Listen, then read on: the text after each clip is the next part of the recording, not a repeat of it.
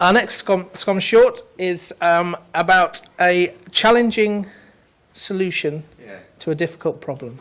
So without much further ado, I'd like to introduce Rob Hyde from the University of Bath. Morning all. I thought actually I'd continue James's theme on and actually mentioning group work. I'm actually going to ask you to do a bit of work before we start, which is in your groups, can you have a think about your university and what you do for streaming events, if you do any, and then I'll come back to you and ask you in a couple of minutes about what your suggestions might be. So have a think about what you do, and I'll come back. So in terms of about us, our campus is one single campus. It's built on the hill outside Bath and Claverton Down. We've got about 15,000 students. It's a 1960 set of buildings. It's very concrete and full of asbestos as well. So, joy. What we can't do is that our biggest hall on campus is 400 seats. So we don't hold our graduations on campus. So where we do go, sorry, I'll come back to it. So day one when I got to the university, I was asked to have a think about what we do for graduations. Now, I knew nothing about what they did.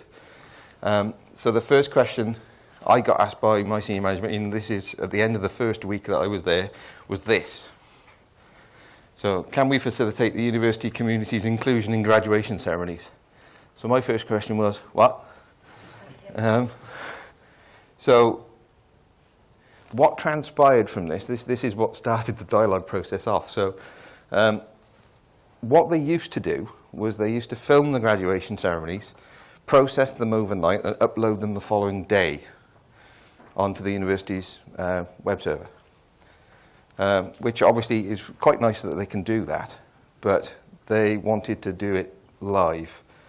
We have about a quarter of our students are international students, so they wanted to have some mechanism of delivering that at the same time as everybody else. So that's the position. So this was the question that opened the can of worms, unfortunately. So our graduations are held here, which is in Bath Abbey. Now, just to give you an example, that's right bang in the middle of Bath. Now, Bath is a World Heritage Site, and everything you can see in that picture is listed, either one star or 2-star listed buildings, including the shops. The shops are mentioned in one of Dickens's novels as well. So everything that you can see here is listed. The buildings on the right are the Roman baths. So the baths and the pump house is on the right here. The Roman baths are just round the corner, just round this gap here. And that's the widest street in the middle of Bath. And it's about 20 people wide. So, and the main road from Bath is just to the left-hand side of the Abbey. So that's what we're faced with.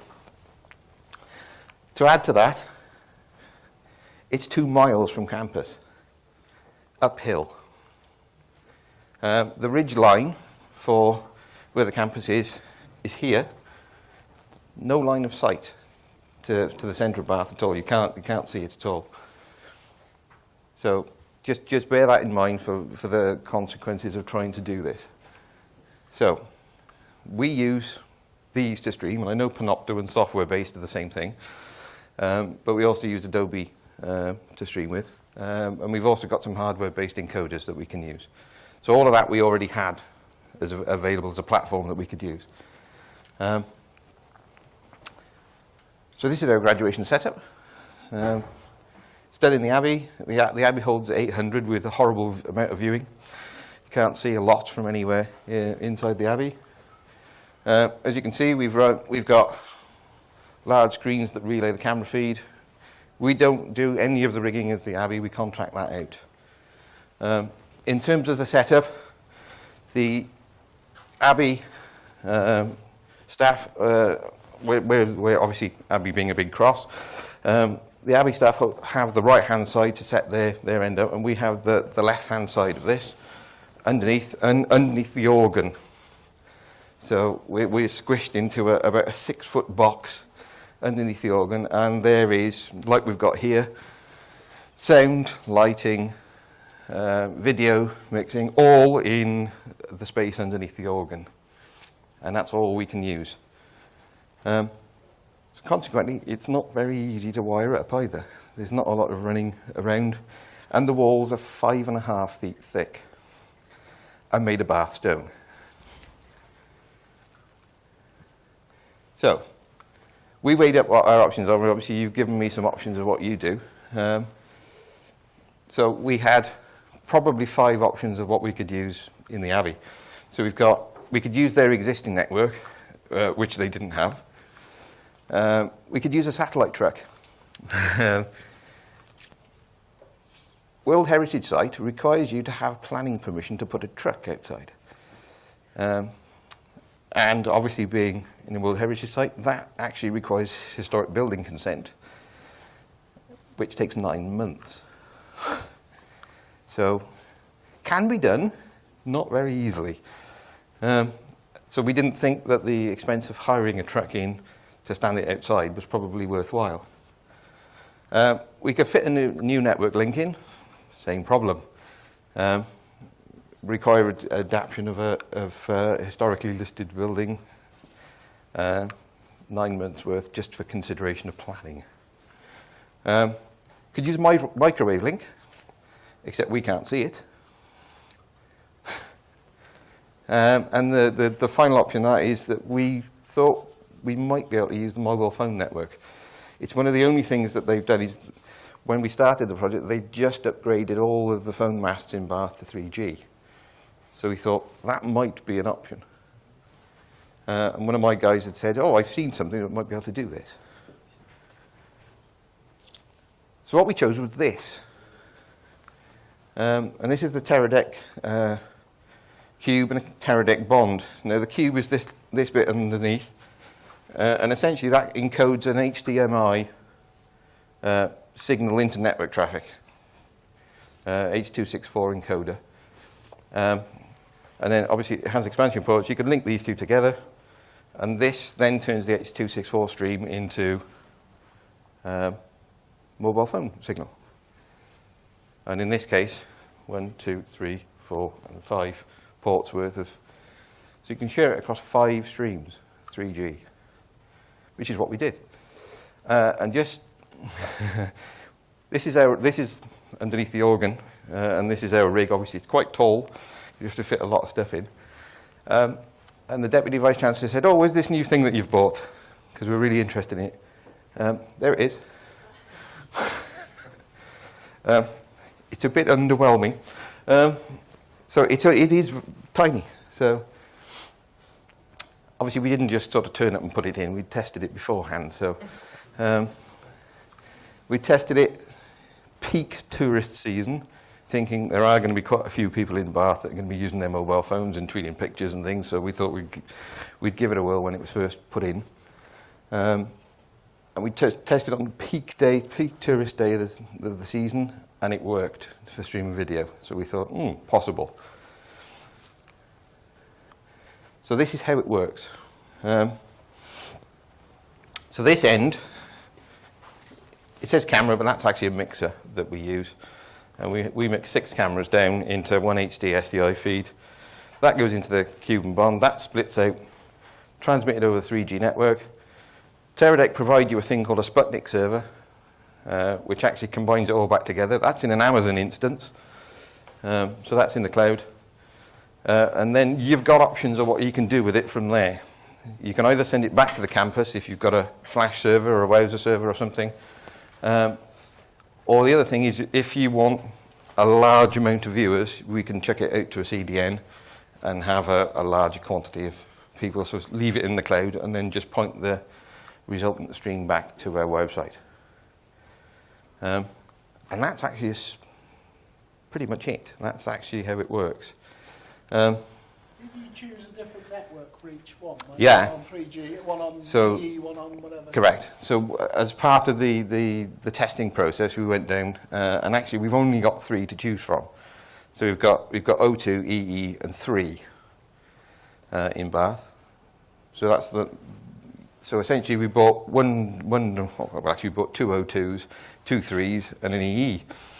So you're not reliant on everybody's network all being on at the same time. And it's quite clever. It modifies the bandwidth and actually makes it all seamlessly streamed together. We're with 4G phones now. That's next. And coming to that, yeah. So that's pretty much as simple as it is. So that's how it works. It's not particularly rocket science. It's not really been done like that before. News agencies use it, but we're I think the first university to use this method of doing this. So in terms of the project, I was quite popular. I was under budget. I said it was on budget, but we used that for something else as well. So we were actually slightly under budget. So the first use, we didn't advertise it via our website. We just put it on as here's a live feed of the graduations, just to make sure that we didn't do anything that we weren't confident was going to work. So we did 10 hours worth, and we used 12 gig of data, which I think is quite good. We didn't do it in HD. We did it in very good quality SD. And I've said no loss of signal. We lost phone networks, but we didn't. We lost 48 packets in a week of network traffic, which I think is quite good. We did lose the odd mobile phone network. O2 did tend to drop out quite a lot, but it's the furthest transmitter away from where the Abbey is. And we didn't advertise, and we got 400 views a day, which again I think is quite good. Now this was all put in because we were changing our Chancellor of the university. And we now have this caused me even more havoc, but we now have Kent Wessex as our Chancellor. So we've used it frequently since then. We've used it from summer graduations. We opened up a new teaching building using it. We've obviously done the installation of the Chancellor. The Chancellor was back in the Abbey. We use it for winter graduations, which are in the assembly rooms and not in the Abbey. Same principle, it's still a listed building, so no infrastructure. The good thing is you can actually blend it. If a building has got an infrastructure that you can use for network, you can actually still blend it with the mobile as well, so you can actually balance the load out between the two. And the Sputnik server will still put it all back together for you.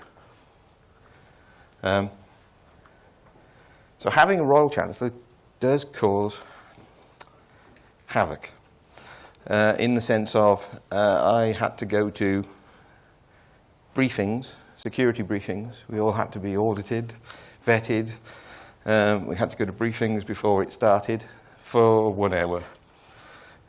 We had about a 7 or 8 week process to go through for 1 hour's worth of transmission. You had to declare all the members of crew. Now we hire in the crew for the Abbey ceremonies, so you had to know who was going to be there 6 weeks in advance. Quite hard. So we over-declared the crew and then used only 6 of them on the day, so it's not quite so bad. How many crew did you use for the Abbey transmissions? Actually, only one of us. So only one of my guys goes to the Abbey during the day. And basically presses the on button on the Bond and Cube. Cameras, feeds, was that? So we have 2 automated, 4 cameramen, 1 sound and 1 director, and that's it. So in terms of the crew, it's quite light in terms of the setup. So actually only 3-man cameras, and then 2 automated as well. So what we learned from this process was that you've got to do a site survey, and you've got to do it on every mobile phone network if you're going to use it. It's quite imperative to do that. I said 4G should mean a single dongle, and we've just had our infrastructure in the last 3 weeks upgraded to 4G, and we've bought a 4G dongle, gone down with the Bond, plugged it into one of our cameras. We have a camera with a battery pack on it. These units are battery powerable. So we've done that, plugged it in, and we can walk around the middle of Bath on 4G, 1 dongle, and transmit.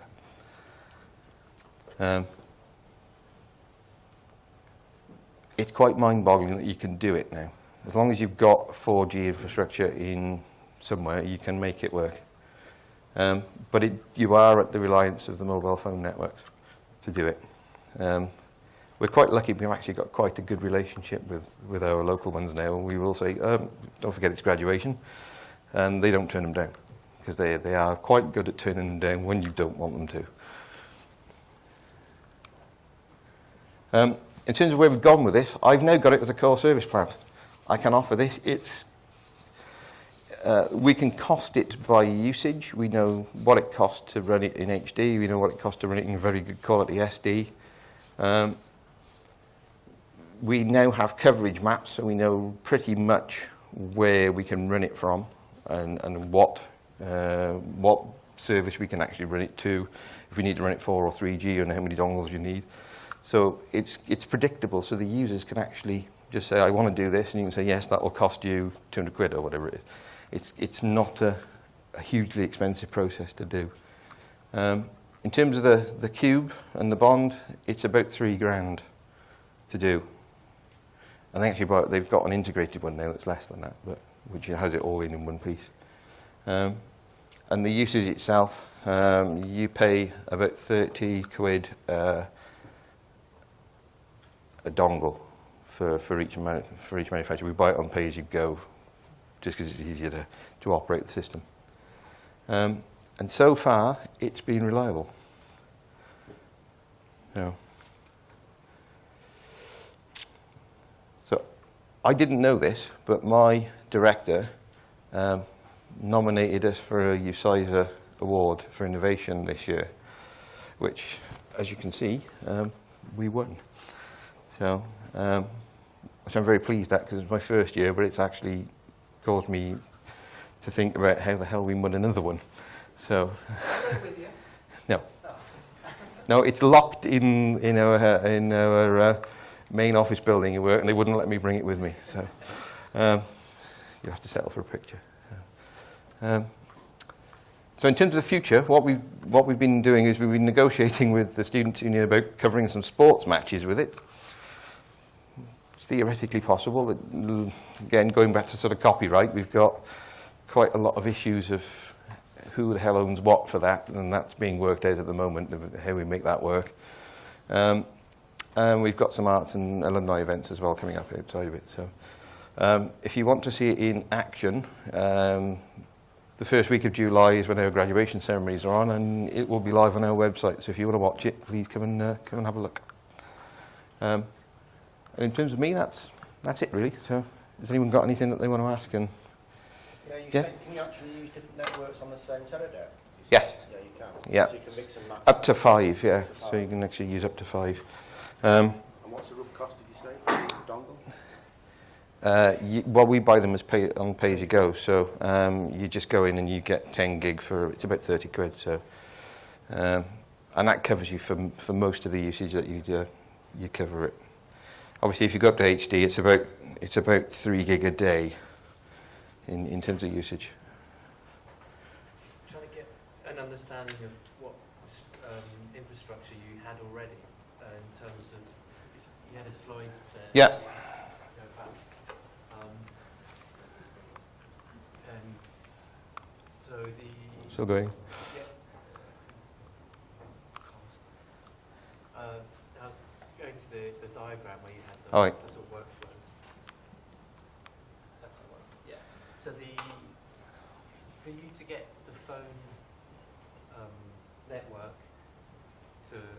was that being received in Bath Spa, and then have you got the streaming server already there? In terms of our present structure, we've actually got a Wowser server on campus. Right, yeah. So, but we didn't know what the load was going to be like. So when we did this originally, we used our own Wowser server, and we had about 400 viewers. If you add that up into the size of the stream, it's actually getting quite big. Well, at that point, you're actually going to start to overload your ability to make that work on your network. So for the second one with the new chancellor, we actually pushed that out to a CDN. Yeah. So For more viewers. Yeah, when we ended up with a couple of thousand, so that's why we chose to do that, because we didn't want to kill our core network. And was it done in-house, the actual linking of the 3G network? No. To No, everything from the output of this to here is done on public available service. So that's all infrastructure that actually exists outside of our ability to control it. And how, so it's organising that bit in between. How do you Yeah. think about organising that? Essentially, what we did, we bought an Amazon cloud server instance. Actually, it's a very small one. You don't actually need a lot. You spin it up and down as you want it, really. Oh, right. So we only spin it up for the 3 days of graduation. Yeah. So in terms of that bit of it, that cost us 15 quid a year to run that. So it's quite cheap to do that, to spin that up and down. Teradek people actually provide you the software for the Sputnik server. You can actually now get an Amazon instance with a Sputnik server in it that they'll provide you anyhow. So from the back end of your Sputnik server into your... All essentially you do with that software is you tell that where you want it to go. And it's just a web link or whatever. You can actually point it to the right place. As I said, we pointed the first one to our own web browser server, but secondly, we went out to an external streaming company to do that, and then we pointed their output back to us. So. Are they based in Bath? No. We use live stream the time we did it for the Royal one, and that's in America. So, yeah. It's joining the bits together to make sure you can see how it works, and that's. I was going to say, preparing, because you can't go to the Abbey and just hope it works. So No. building up to We went through a 6-week testing process of going down and testing it, and then firing it into the next thing and testing it, and firing it in the next thing and testing it. So I know it doesn't sound a lot, but actually there's 6 weeks worth of prep to make that work the first time round. And obviously now we're 8 or 9 events in, so we kind of understand how it works. So our viewers have never been more than 2,000 though, so it's still a decent amount. So I think we hit, I think it was 92 countries for the last graduation ceremony over the winter. So what's your connection to the internet? What's the source there? For our own one, we're obviously based on the Janet network, so. So what when you just stick it on your own, what's the service? We scale 10,000 screens, and then you use a gig. Yeah. It depends on how you configure it to work. We decided that because we might need to reach areas like China, they don't necessarily allow you to pick up sites from here. So we've used a supplier that we know has got an ability to be reached by places like China. That's a viewer. It's respecting where the viewers need to see it from, not necessarily from what we want to. We can do it with our own infrastructure, but we wanted the coverage rather than what we could do technically. Should we take one last question? I think.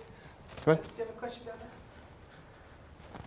there? You had one last Yeah, no, I was just curious on how the Teradek makes sure that the Sputnik server orders the information back in the right way. Is it almost like a peer-to-peer type thing? Because obviously you've got information in packets going across essentially 3 different telephone networks, all going presumably... That's why they provide you the Sputnik software. I'm not quite sure how that bit of the process works. Might just be witchcraft. Yeah. And it